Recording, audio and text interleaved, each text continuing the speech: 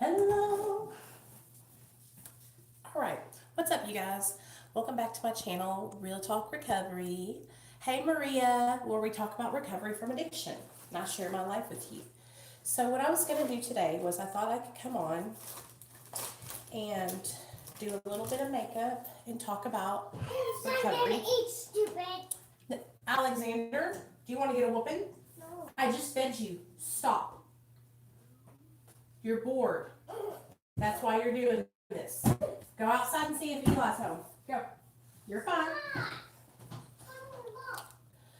I thought I could come on and we could do just some chatting about withdrawal, detox, and that whole process of like making the decision to, change your life and get back on track. And, because some of us are at that stage where we are making changes and trying to get sober, and we're in the depths of our addiction. He's there? Caffey's there, so calling. All right, peace out, dude. Go and play. Let me see if they're there. I'm going to see if they texted me. I know some of my subscribers. Yep, they're there. Go over there and get them. Did he say Eli's there? Yep. Tell them to come on over.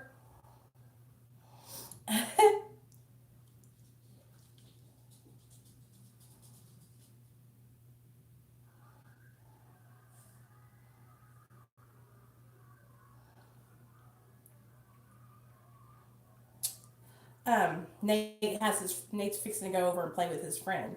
So anyway, I thought we could talk about recovery and making that decision to change your life and to get off drugs and all the things that go into like withdrawal and detox and all that kind of stuff. So, and I want to share with you guys what it was like for me whenever I went through withdrawal and the many times I have went through withdrawal and didn't go get help for it. So let me get my stool because I got me a stool in here.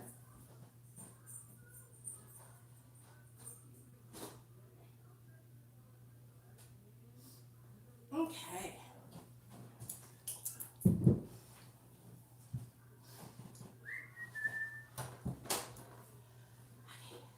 we go. All right. So, first and foremost, how's everybody doing? How are my girls doing? Thanks to all my girls that are my Patreon girls. Annie, Hanna, Krissy, Maria, Sonia, and Amber. Thank y'all so much for being a part of that with me. I really appreciate it, you guys. It helps me out a lot. And I try to make special content for over there. Hey, Jamie. So, how many of you guys had something where when you were trying to get sober, it took like something really bad happening for you to make that decision to change your life? How many of you, maybe you went to jail, maybe you had an overdose and you scared everybody. Hey, Christy. Maybe you lost your job. How many of you went through something really crazy like that? I know I did.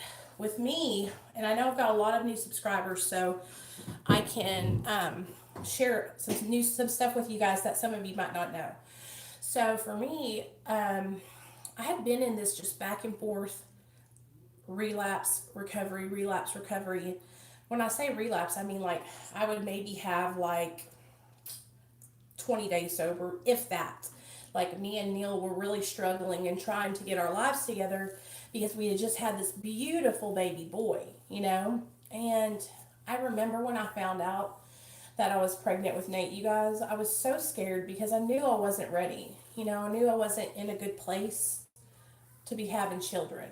So it was really, really, really scary time for me. And I totally, I empathize for women who are in active addiction who get pregnant because it is just the hardest thing to go through, y'all, because you beat yourself up and It's just, believe me, I understand how hard it can be to get sober and be pregnant. I got sick of not having money and making bad choices and realizing I was hurting others and reached out. That's what's up. And see how it's everybody's experience is different, right? Everybody's experience is different, and we all are struggling. We all struggle with different things, right? And so I saw this post. I want to read it to you guys. I posted it on my community tab, but I saw this thing on Pinterest that I shared, and I want to read it to you guys.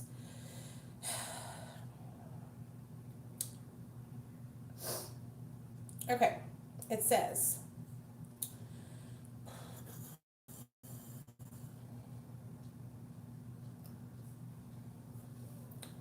do not let your tongue mention someone's faults.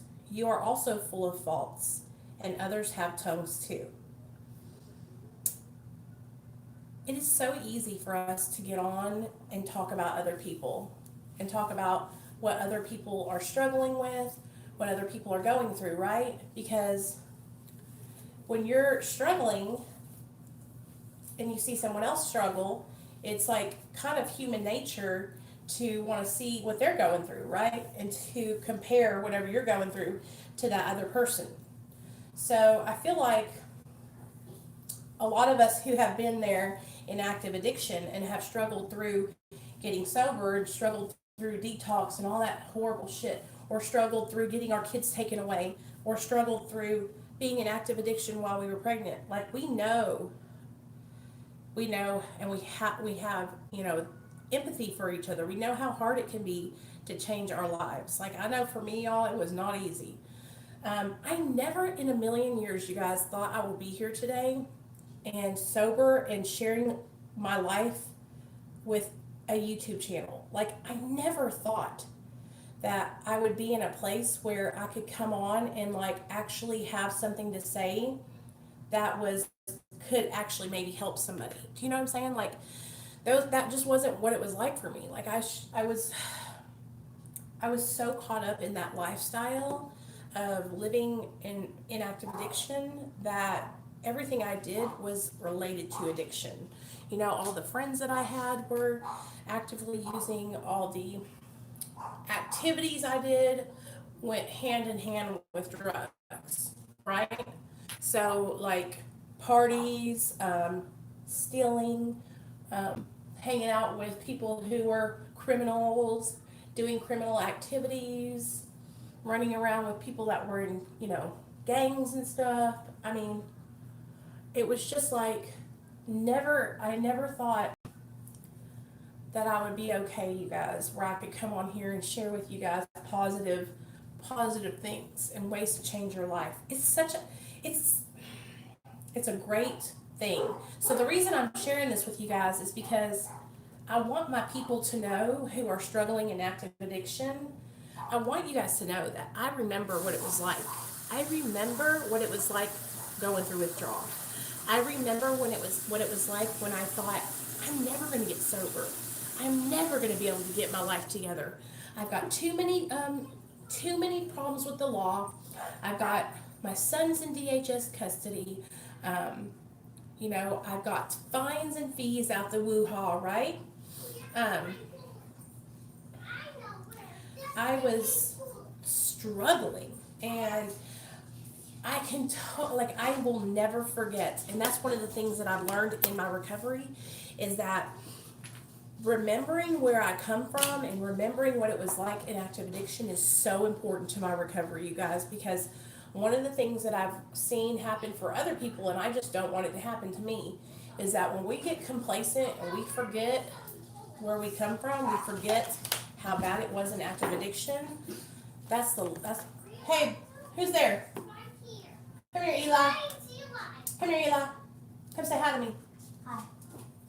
Love you. Okay. When I forget where I've come from, you guys, that's like, whoo, that's not a good place to be. And so it's like I always try, and it's not because I'm like want to relive the past, but I always try to remind myself, right? for months and just listen to you. I want you to know I appreciate you because I come from my parents addicts and no longer with us, but you've helped me understand. Hey, Shell, I'm so glad you're here. Like, seriously, I am so glad you're here. And thank you so much for saying something and speaking up. Because, listen, I don't ever want anybody to think I'm making excuses for myself or anyone else. Okay? Addiction is not good and it sucks. It's hard. But I want you to know that if you're struggling in active addiction, you don't got to live like that anymore, right?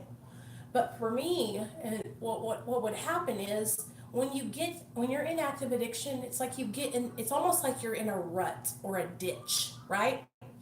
And you ain't got four-wheel drive.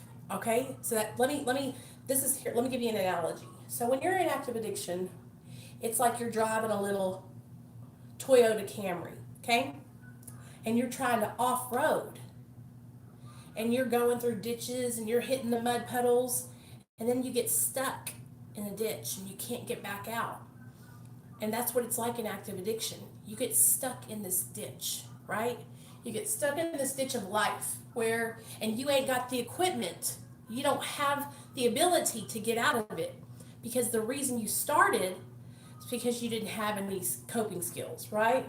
A lot of us started alcohol and drugs because we were using and drinking to fill a void, to fill something that we were missing inside of us, right? And so if you take it back to the analogy, that car, the Toyota Camry, doesn't know it can't go in there. The driver knows, right? The driver is the one who knows what the car is capable of. But when it's almost like when your brain is hijacked, you guys, that's what happens to our brains. Addicts' brains are hijacked by the substance. And so the person driving us, our brain that's directing us, it's hijacked by drugs and alcohol. And our brains and our bodies respond differently to substances than somebody that is a person that doesn't have addiction. And I'm so glad that I'm able to help people who have family members who are struggling with addiction, because here's the thing.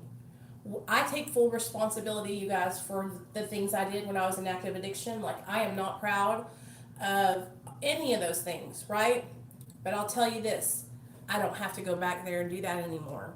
I don't have to live like that anymore. And that is the biggest blessing. Like, when I look back to my life when I was pregnant with my son and I was struggling in my addiction, y'all, it was so hard. Thanks, Shell. I appreciate you. It was so difficult because I was just steadily beating myself up.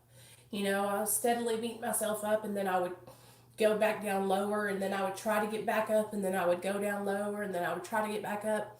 So the hope that I have for my channel, you guys, is that I reach people who are struggling and people who need support, and people and parents and mothers and fathers and brothers and sisters who have addicts and loved ones who are addicts in their family.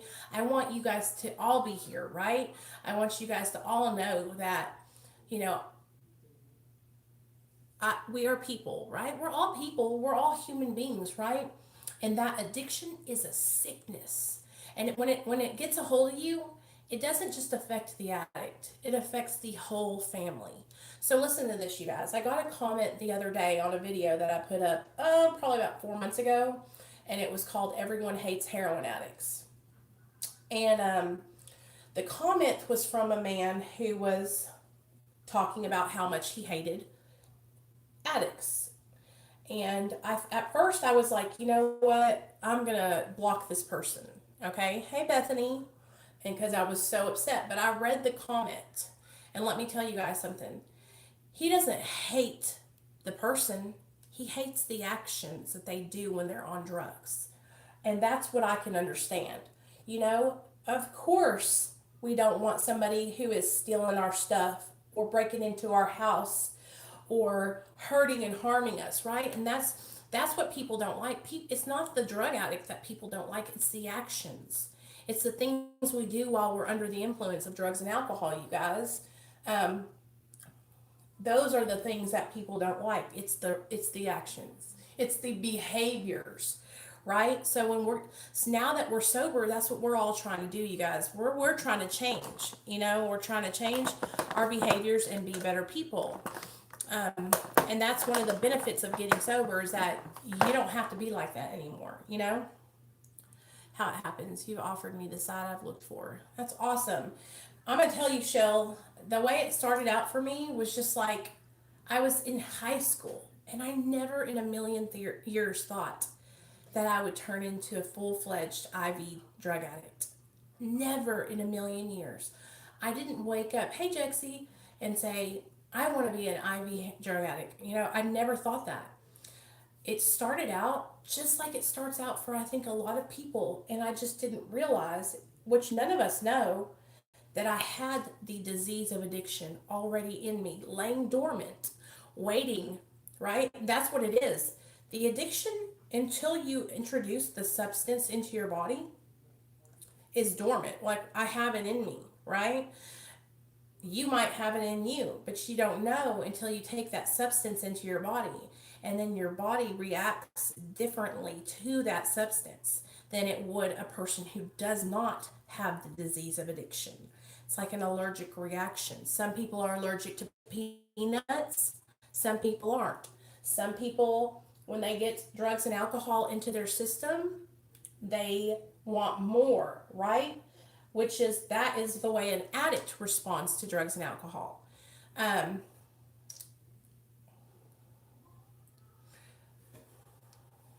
hey, mom. Yes, my mom did tell me and my sisters that we were predisposed we had that genetic predisposition to being drug addicts because my mother isn't, I mean, my grandmother was, not my grandmother, my grandpa was an alcoholic. Let me see what Michelle says. There's that hasn't served me well. It's time I let it go and listen. Maybe I've finally grown up. You know what? And Shell, can you say that it's like it's not the person that we're mad at, it's what they're doing while they're high. It's the action, you know what I mean? It's the constantly lying, constantly manipulating. Sorry about that, you guys. So a lot of the times what it is it's the action of the addict that gets us frustrated. And you guys, that's my mom in the comment section. So if any of you guys have any questions you want to ask my mom, you can ask her. She's in the comment section right now.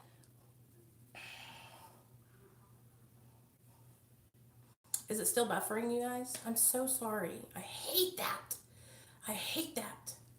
um Okay, good. So, yeah, my mom went through it with me, you guys, and my mom started going to Al Anon, and that's what helped her a lot. She went to a couple Al Anon classes, and it helped her to learn how to detach from me with love. Okay? Yes. See, there you go, guys. It'll help you because what it does is it teaches you that, like, their problems, their addiction, it's not your fault.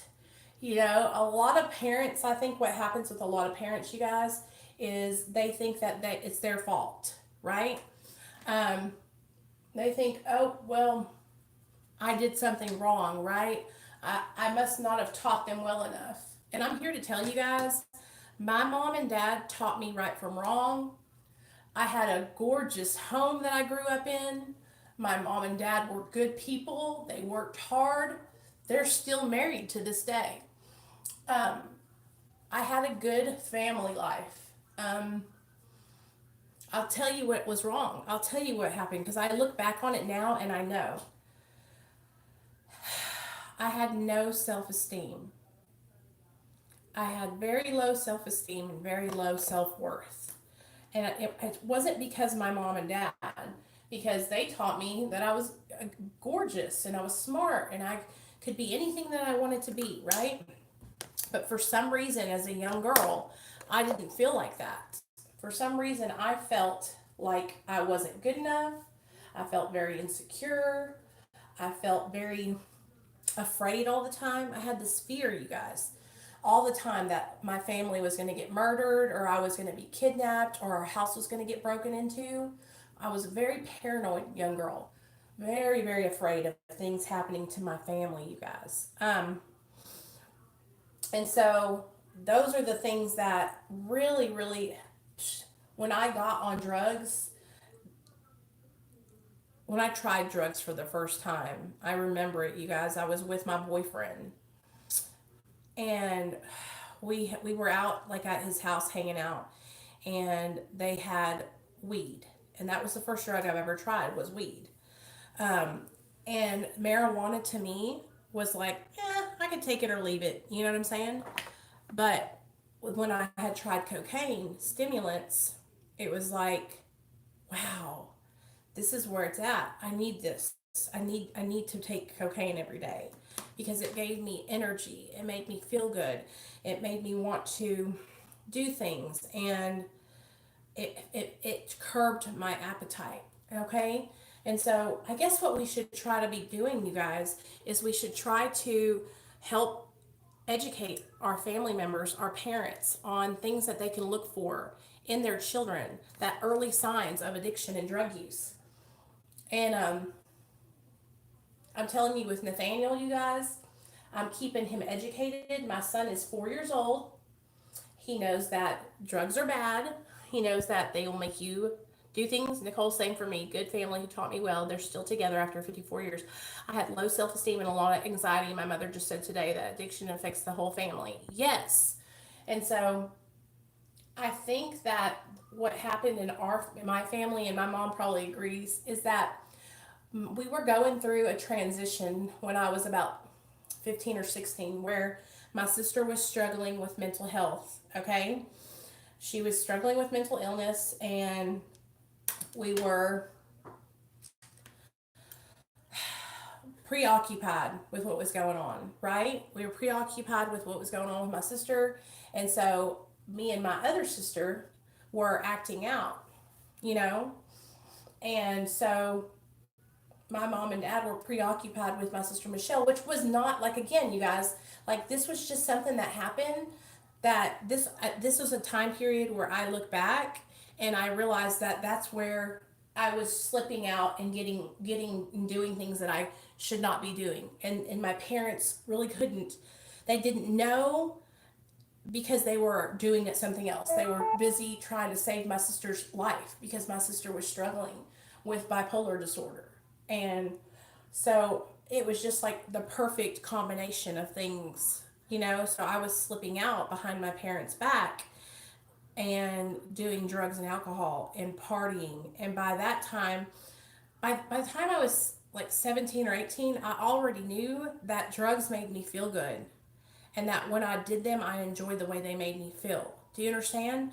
And I didn't have the level of maturity, like, to realize that, yeah, these things make me feel good now, but this is how it's going to affect me later on in my life. Do you understand?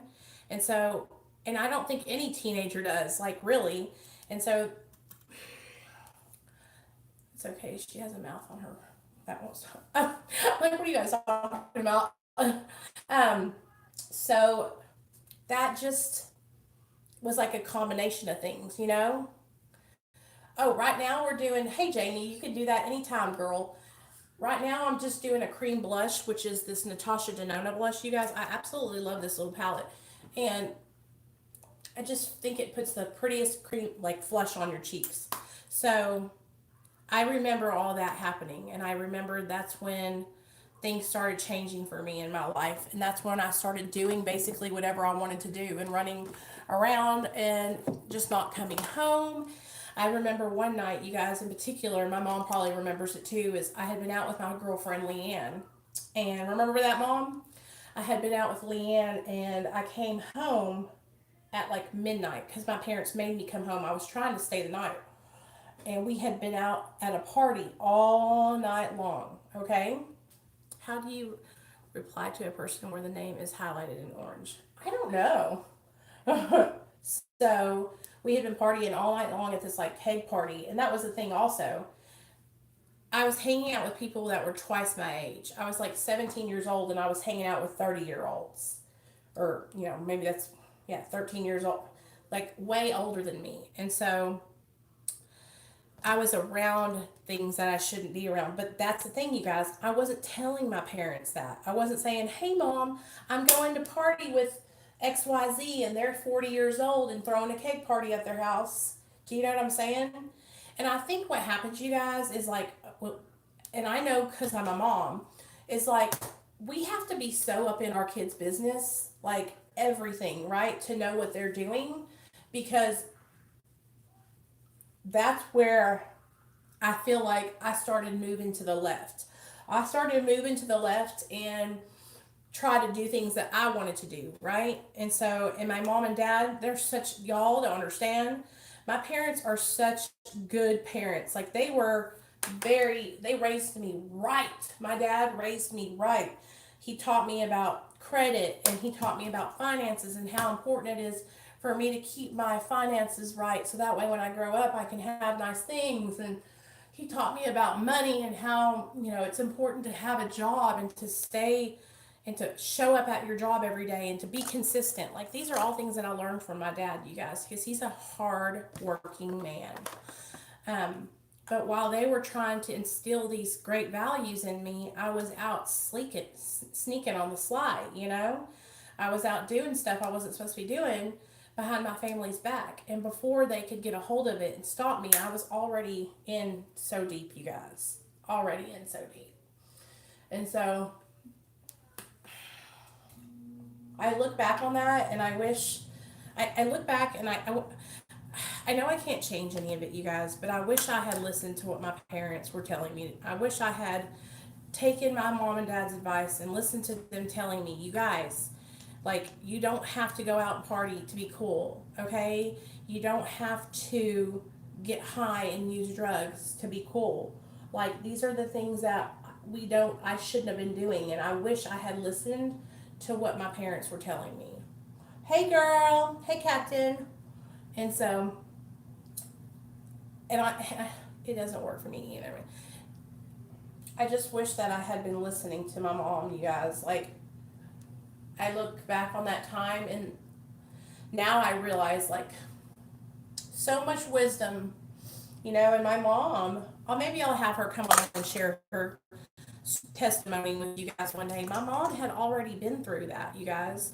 She had been through seeing her dad be an alcoholic, and she had struggled with not having her dad around because of the alcoholism, and so she was trying to save me from myself. But I got to a point in my active addiction where my mom just started pulling away from me, and she was like, you know what, I'm going to let you do what you're going to do, and when you get done you'll come back. And I did, but I was old enough to like start making my own decisions, and that's what I started doing. I started doing what I wanted to do, and I moved out, got my own place, and shit went downhill. Like I would have good jobs and I would be doing so well with my jobs, and it was almost like I would self-sabotage, you guys. I would get these like really good jobs and I would be getting promoted and I would just be doing so good, and then I would just start getting high. It was like I would have these like moments where I would get my life together and I would be on track, and then I would fall back into my addict behaviors. So I ain't doing that no more though. I ain't going back to that life. But I see where I made the mistakes, you guys. I see where I made the mistakes, and now I know that I want to help other people to not make the same mistakes I made. So that's why I'm here, to help you guys not make the same mistakes that I made. And to understand, right? Hey, Captain, I privated that video. Just so you know. I think. Go check and see if I did, because I just did it while I was on the phone. When you change your life, you guys, and you make the decision that you're like, you don't want to be doing what you were doing anymore, and you want to do something different, it's like that's when everything comes together. It's like, you can do it. You can change your life, okay? You can change your life, and you don't have to stay out there in that active addiction. You don't have to stay sick like that. Um, and that's the thing, like, I finally just started realizing, you guys, that I deserve better. You know what I mean? And I think that was part of the process, is like I had to get to a point in my addiction where it was like I was just so low down better. Do you know what I'm saying? We're going to take it way back, and we're going to use the modern Renaissance palette. Um, it was like, because of my low self esteem.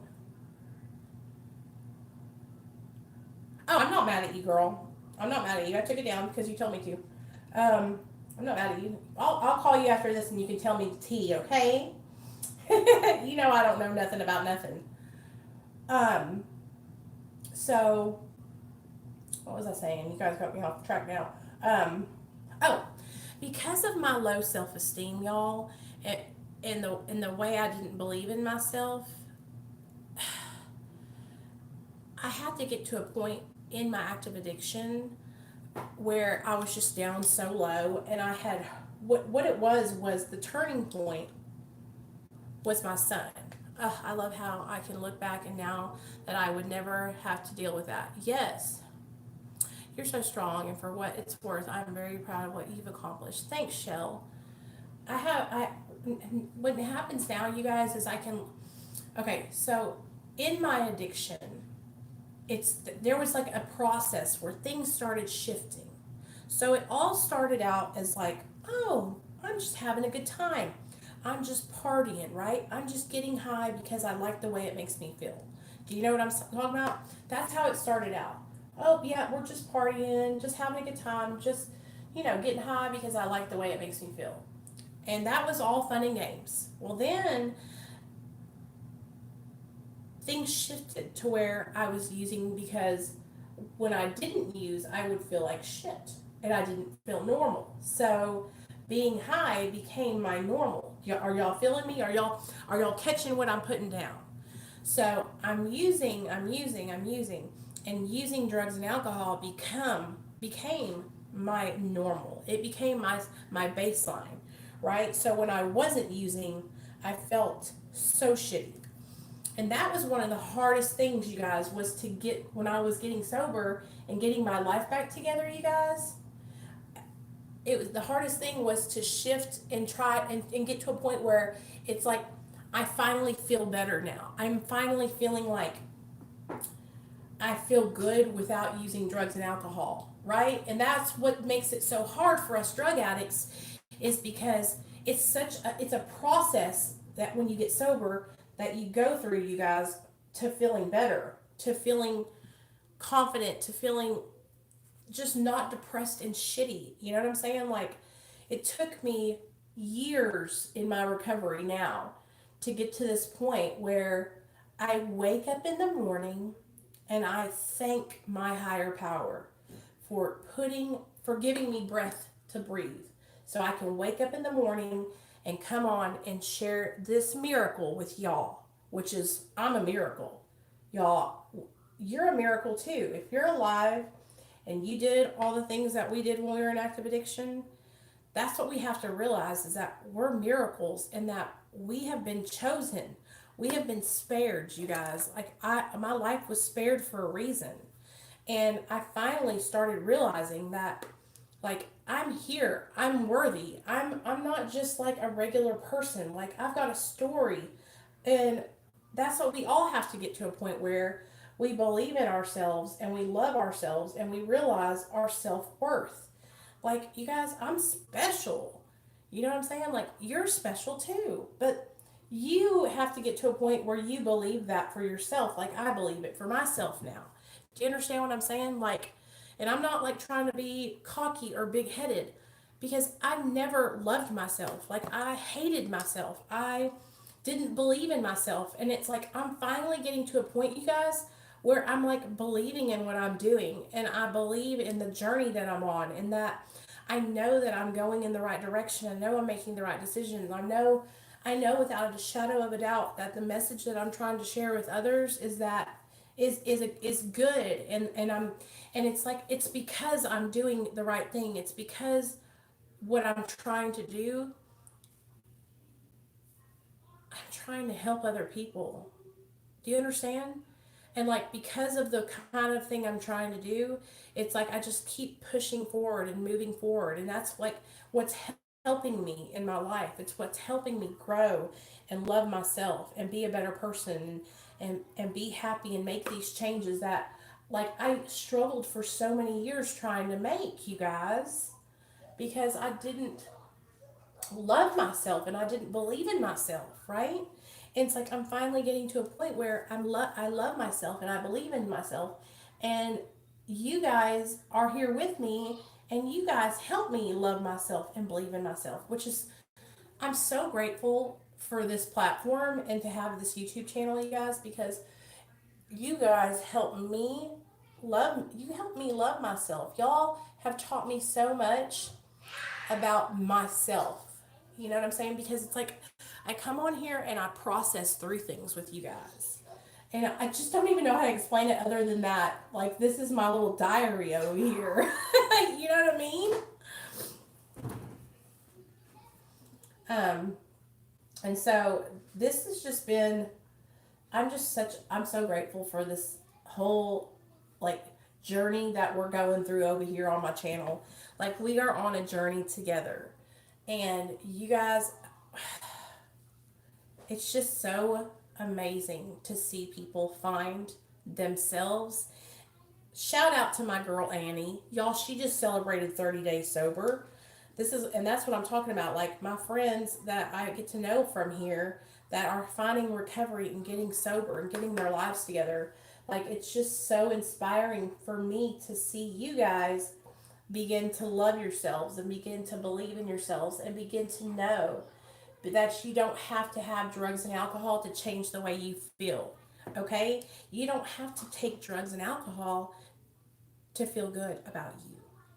That's where I had to get. I had to get to a point in my life where now I know without a shadow of a doubt that I don't have to change the way I feel to cope with life.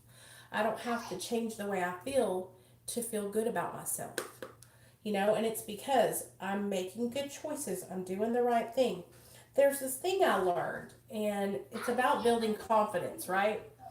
And so there's this thing they tell you, they say, you know, when you're trying to build confidence, what you do is you do esteemable acts. You do things like get a job, follow through with the things you're going to say you do, right? Follow through with the things you're going to say you're going to do, and call your parents, call your sponsor every day, and take care of your kids, do the laundry, do the dishes. You guys might not realize this, but these little things that I do like that, they help me to build my life, right? They help me to change and be a better person by following through and doing the things that I say I'm going to do, because these are all things that I didn't do when I was in active addiction. You know, I wasn't cleaning the house. I wasn't doing the laundry. I wasn't taking care of my kid, right? I was not doing anything, you guys. I was being irresponsible. And when you do these things, you guys, it helps you to change your whole mindset and to love yourself. So I just saw I saw one of y'all's comments about my story. Shell, if you want to listen to my whole story, girl, there is a playlist here on my channel, and it's called Story Times, okay? And there is a 4-part series of my whole story. And it is literally 4 hours long, girl. But it's my whole story. It's from the time I was born till now. And we did it. How many of you guys were around when we did the 4-part series? I did it on a live stream. So what I would do was every night I came on and we would start where I left off. And it was pretty awesome, huh, guys? I think, be careful, y'all. Don't go in there, Nate. Your dad's in there sleeping. Jamie was here for it. I think Jamie was here when I did that. Bama was here when I did that. I also did a podcast with the Addictionary, which is here on my community tab, and it's on their channel, you guys, the Addictionary. I think you'll really, when I did that video, you guys, or did that podcast with her, I sobbed my eyes out. I did not realize, like, it's so healing for me when I cry. I cried my eyes out, you guys. And if I can tell anybody anything about, you know, you getting sober, is that you do it. Do it. Change your life. You will be so surprised the things that you can accomplish once you get yourself together and you get away from them drugs. Oh, I'm telling y'all what, my life, I don't have an extravagant life over here. I don't have $1 million house. I don't have a Lexus or anything. I'm just living a middle class life. But I love it because I'm happy in my heart, you guys. I got my beautiful son. I got my next door neighbors who I love and appreciate. I got my husband who is everything, you guys. Everything to me. My best friend. Neil's my best friend. And I have all this stuff because I've got my life together. And you can do the same thing. But I'm going to tell you guys, it has taken me 4 years to get my life back on track. Okay, let me see this question. Do you have any advice for family who doesn't understand addiction and thinks it's a weakness and or choice? Mom, are you still on here?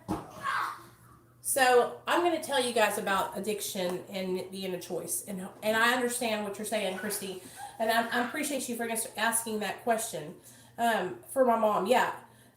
I know from a mom's point of view, probably for my mom, she would probably tell you guys that anybody who really sees their family struggling, you guys, in active addiction, it's like you see that person. Like my mom saw me in my darkest hours. She saw me when I was using and I didn't want to be high. Like I didn't want to use. A lot of people think that addiction is a choice, and that's a huge, huge argument, right? I don't think she's here. Let me text her real fast. Here, we'll call her and ask her. How about that? Y'all want to call my mom and ask her the question? Look at us. There you are, Mom. Okay, Mom, Krissy has a question for you. Let me read it to you. She says, listen up, Mom. Holy cow. Okay, Krissy says, Mom, do you have advice for family who doesn't understand addiction and thinks it's a weakness and or a choice? Do you have any advice for family members who think that their loved ones who have the disease of addiction are choosing that, and that do you have any advice for anybody who is dealing with a family member who thinks that it's a choice and that they're choosing to be that way? And we'll see what Mom says. But here's what I say.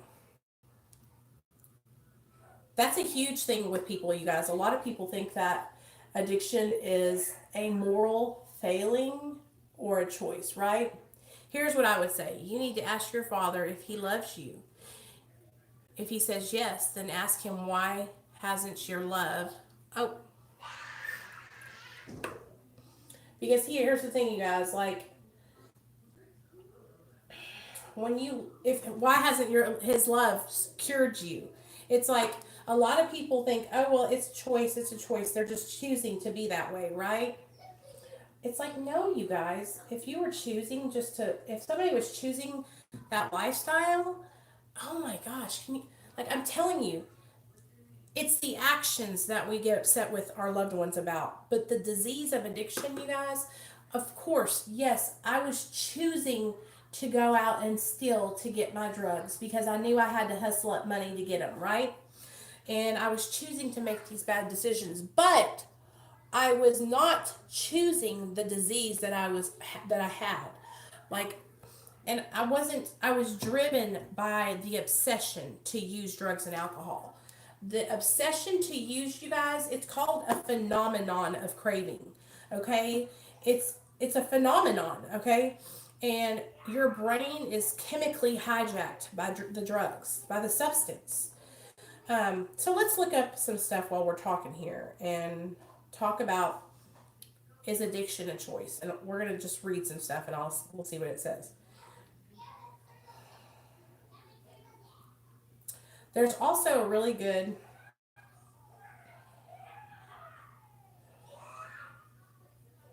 now let me read this to you guys, okay? Do we make bad choices while we are in active addiction? Yes. Yes. Okay, so let's read this. Millions of people struggle with substance addictions. Okay, the National Survey on Drug Use and Health reported that over 22 million Americans aged 12 and over had a substance dependence or abuse condition in the previous year. Because many people think that addictions are a choice that a person makes and can therefore be controlled by the person, there is a stigma placed on people who struggle with addiction. Additionally, since many people assume that addictions are simply related to a person's lack of willpower and self control, not many people with addictions seek out professional help because they believe that they can fix the issue on their own. Do you hear this? The reality, however, is that addiction is a complex disease that cannot be easily managed alone and that should instead be dealt with in a safe and professional environment. Who you are is it what you do, and what you do is based on what is motivating you. And when you're in addiction, that is what is motivating you, right? When the disease of addiction has your brain hijacked, because that's what happens, because it's a chemical reaction in our brain. The person is on like autopilot when they're when they are being when they're in active addiction, you guys, because their brain is hijacked by the chemicals, right? And so so some people might say, well, when you're not high, your brain's not hijacked. Okay, so when you're not high, but you're still actively using drugs and alcohol, your whole focus is around how to obtain your next drug or alcohol, right? And so what happens is everything in your life, like my mom said, is motivating you towards what you need to get next to feel better. But if people think, listen, if addiction was if it was a moral failing or a lack of like willpower, you guys, like there's so many things that you can compare addiction to. It's like with smoking cigarettes, okay? Like nicotine is an addiction, okay? Hey Charlie, what's up, bud? Nicotine is an addiction, and when you smoke cigarettes, your body, you're addicted to them, right? It just takes time to change those, to get sober and change those behaviors, you guys. Like you need. Where's for this? It's downstairs in the bucket. You need help to get off drugs and alcohol. It's so difficult. That's why a lot of people like me and others get on maintenance medications, right? So that way, while I'm on the maintenance medication, I can be changing those behaviors, those obsessive behaviors that I practiced during addiction, right? I'm now changing those behaviors and doing different, right? And so that's what, but I have to have like help, you guys. A lot of us have to have help to get our lives back together and to get back on track. So it makes me upset when I hear people say that addiction is a choice and that they think that we're just over here choosing to be strung out and on the side of the road homeless, right? It just really disappoints me, because it's like, hey Nick, it's like a lack of empathy for human beings is what it is. Because, and what I think also happens is that when it's a loved one, you guys, and you see that person and you know who that person is, you know that person is your sister, your brother, your aunt, your uncle, your mom, or your dad, right? And you know the person they were before they did drugs.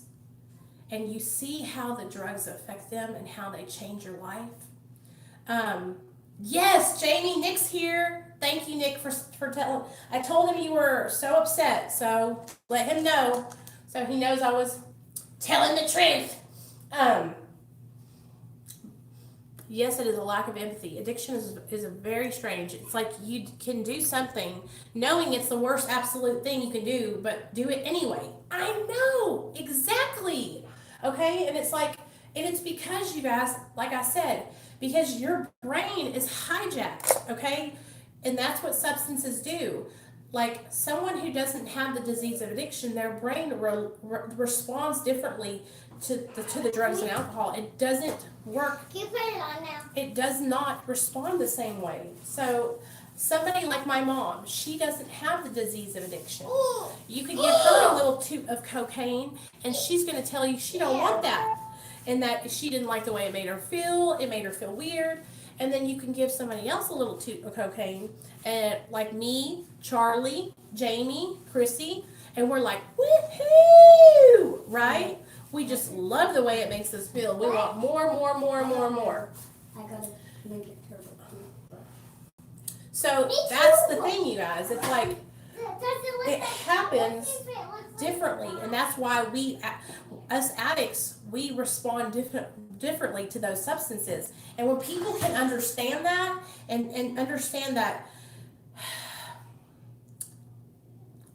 you guys, like I said, my mom's in the chat. She'll tell you, I'm a good person. I'm not a fucking bad person. Like I'm not like, oh hell yeah, I just want to shoot dope all day long. Like, but those are the things that happen when I was in active addiction, you guys. Like I used those drugs because I was so low down. I was so depressed. I was so sad. I felt worthless, you guys. I felt worthless. I had no self-worth. And I'm finally getting to a point, you guys, where I feel like I can do this, right? Exactly. Why did I keep putting that fentanyl patch in my mouth when I overdosed and almost died several times? Right. My brain was hijacked. You would never do that now. Exactly, you guys. We would never do those things now because now we're in our right minds, right? And we have all of our mental faculties together. What? But when we're in active addiction, we don't have all of our mental faculties. We are hijacked by substances. There's your skull head right here. Look, turn around. Right there. Okay, gangsta. Love you. So we're both killers. I think that a lot of people are starting to see that, you guys, and starting to understand that, it's not just because we're bad people. And I think that what's happening, and I hate to say this, but it is what it is, that the more people do you remember back in the 80s or was it the late 80s, early 90s when there was the crack epidemic, and all these people that were African American were strung out on crack, and the whole thing to cure that was to throw them in jail. But now, and this I don't know, you guys tell me if I'm wrong. Now what I think is happening is the more white people that are affected by heroin addiction, and the more suburban upper class people whose children are starting to die from heroin overdoses, it's like now people are finally realizing that, you know what, addiction, it doesn't matter if you're black, it doesn't matter if you're Mexican, it doesn't matter if you're rich, it doesn't matter if you're poor, it affects everyone. But what it took for people to see and open their eyes is for kids whose parents are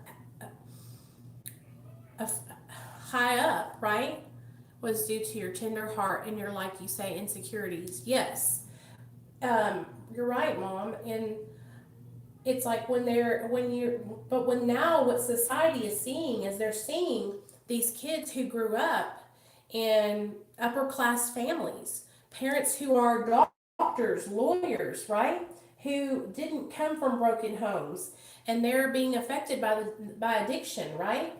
And so now people are seeing that it's not just in the poor community. It's not just black people or crackheads, right? And it's not just Mexicans or other races that are, that are struggling with a disease of addiction. It's not a urban or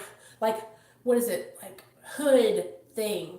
Like I feel like a lot of people, what they thought, oh well, my children won't have that happen to them because, I raised them right, and we grew up with, we had all the things we needed in our life. It affects everyone, you guys, and I'm telling you guys, like, I grew up, like I said, my mom is an amazing mother. My parents are still married. And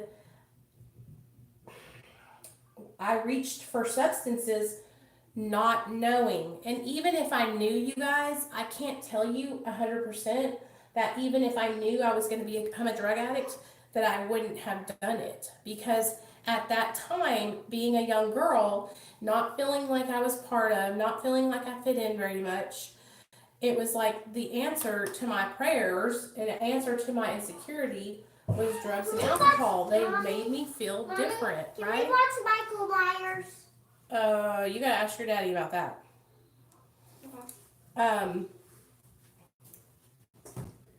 it does. They don't. But that's the thing. Do you guys think that I'm wrong for saying that? Like, I feel like what happened was, I know, right, Nick? He's like, I want to.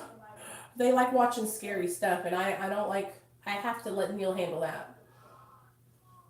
Um, I think addiction in general is a side effect of capitalism, as well as a side effect of the overall fall of the West. Does Nicole have it? Because I wouldn't want you to put. Oh, yeah, I have her number.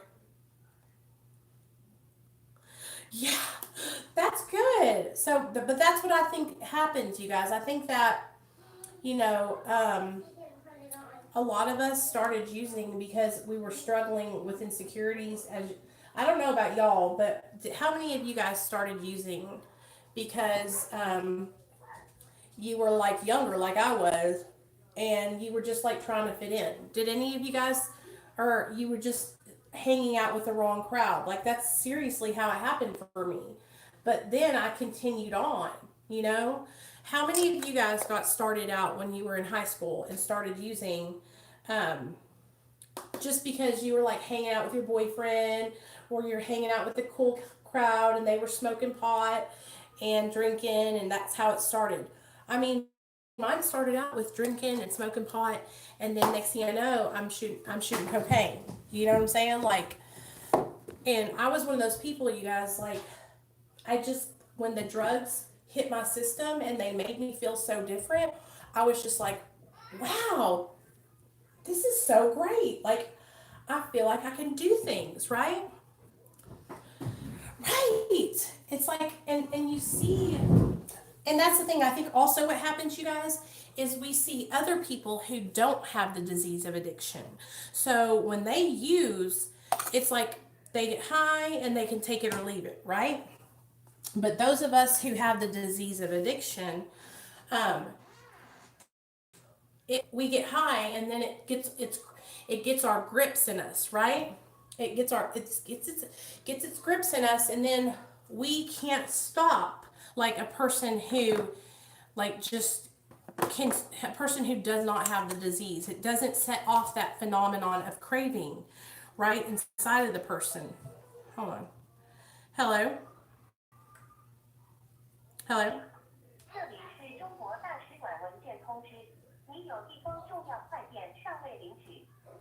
Oh wow, that was weird. So anyway, like I said, I'm not making excuses for anything like that. I don't want you guys to think that. I'm just sharing, like, so other people can understand. Like, there are some people, you guys, like I said, who use drugs and alcohol with no negative consequences. You guys, like, they use. They get high, they realize they don't like the way it makes them feel, and then they stop and they never do it again, right? And then there's some people who use and it changes the way they feel. They like that, and then they continue doing it. What are you guys doing? Fighting. Okay. Why don't y'all fight downstairs on the so that way you're not in my room? Shingity bops. You don't know who what is. Okay, so we're just chatting now. Hope y'all don't mind. Just chatting today. Um, because it talks about that, you guys, in the big book. It talks about how some people can like alcoholics who are not alcoholics, right? Because that okay. So how do you explain like a person? How you explain alcoholism? Some people are alcoholics, and when they drink alcohol, their body responds differently to the alcohol, and they drink they drink every day, and then they become physically dependent on alcohol, right? And so without the alcohol, they go into like the tremors or they have seizures or any of those things, right? And alcohol is something that is society doesn't act like alcohol is a bad thing, but there are people out there who are dying from alcoholism. And but because it's okay and the government can tax it and sell it, it's okay to drink alcohol. But there's people who will literally drink themselves to death. I was in treatment with a girl, you guys, who died. She died because her liver cirrhosis. She died. She was in treatment with me. She knew that if she relapsed on alcohol, that she would die, right? And she relapsed when we got out of treatment, and she ended up in the hospital and she died. Thanks, y'all. Do you think so? Thanks, Jamie. Um, so you can't tell me that that's not a disease. Somebody she died because of her alcoholism. But the pull for the alcohol and the need to drink was so heavy, and the habit she had formed, right? The psychological dependence she had formed on drinking every day, right? It killed her. She died due to her alcoholism. She drank herself to death. Man, I'm telling you what, my eyebrows are on point. She drank herself to death, you guys. So, and when we were in treatment together, she was my roommate. And so I know she didn't want to die. I know she didn't want to drink herself to death, right? But the addiction, the alcohol addiction, that it was so strong.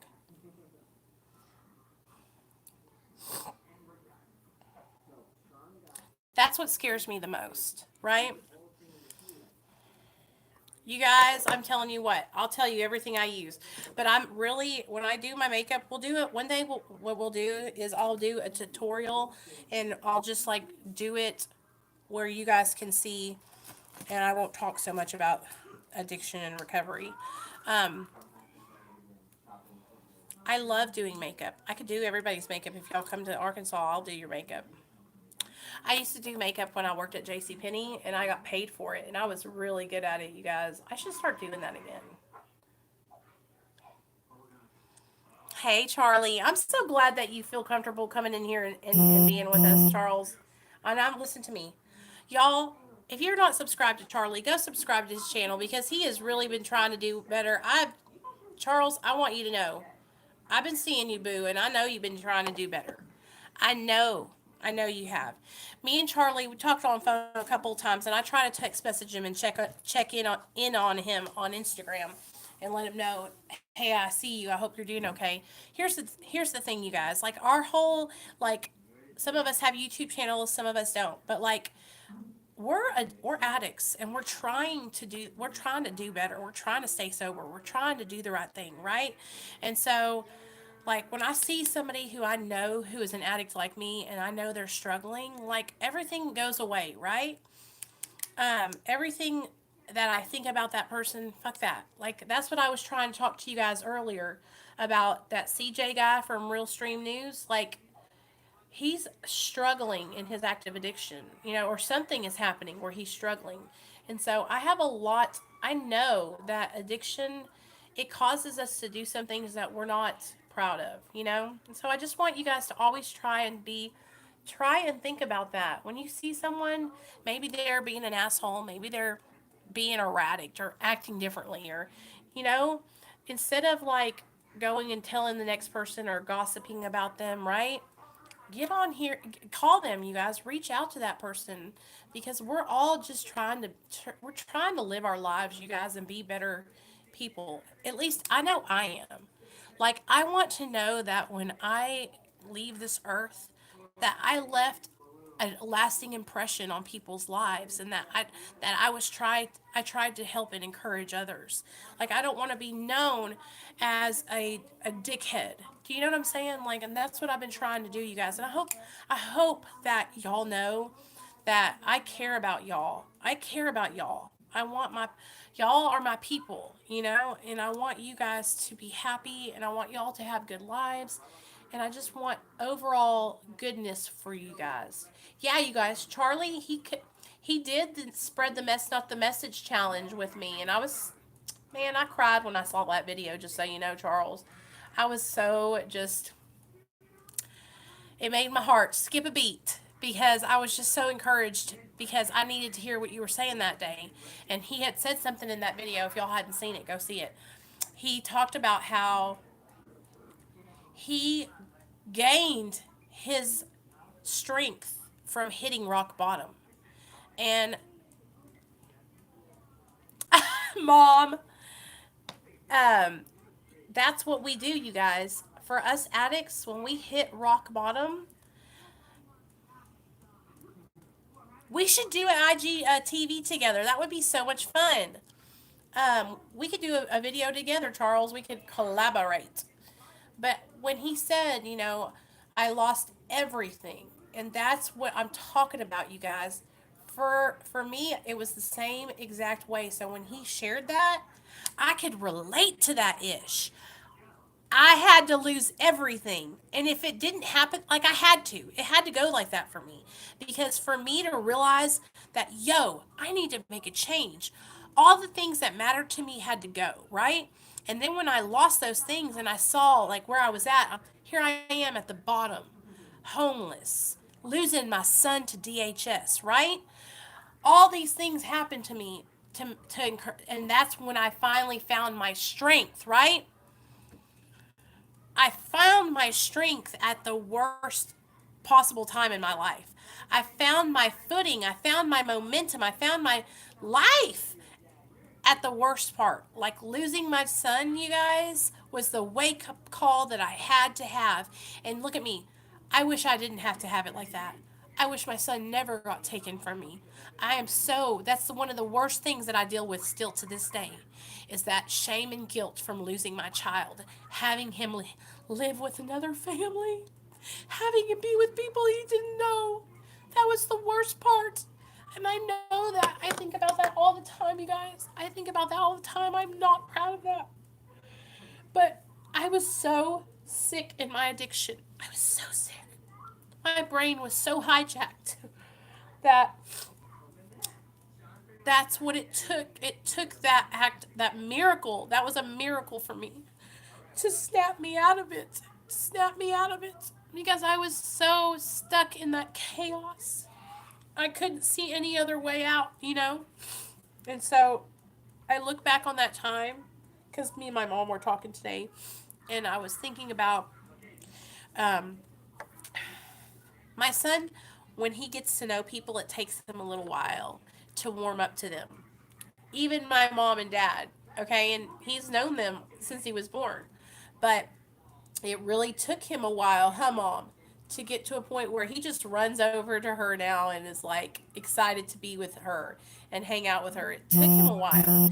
And sometimes I think, was that because he was taken? Was that because he was far away and he doesn't know how to, he wants to make sure that he can trust people and that he's not going to get moved around cuz when he got taken from me, you guys, he was 1 year old. He was it was 2 days before his first birthday when he got taken away from me. And so he was at that age where something like that, he doesn't remember it, but it could have affected him. You know what I'm saying? Like he was right in that in between age. I'm so grateful that I'm so grateful that he doesn't have to like ever worry about that ever happening again, you guys. I would never ever put my baby in harm's way. Like, oh my gosh. That boy, y'all, he is everything to me, and I will forever, I will do anything I can to make his life amazing. And I promise, like, I'm going to be the best mama ever, and I'm going to keep killing it and keep doing the right thing. And I just want him to be confident and happy and know that he can count on his mama for anything. Anything.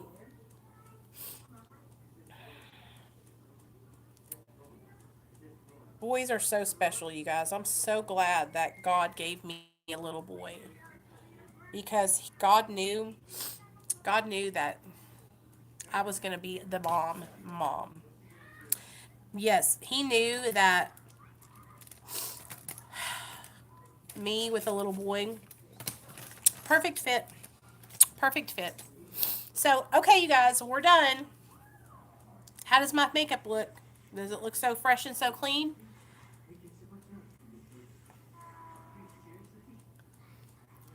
Okay. Damn, y'all. Yes. Thank God that he was young. Thank you. Thank you. So, anyways, I love you guys. I'm just so glad that I have you guys and we can all come here and chat and be together. So, and now that I got my makeup done, I'm going to upload a Patreon video about my goals and intentions. I just got done folding laundry. So, right on, Mamacita. Anyways, I love you guys. So,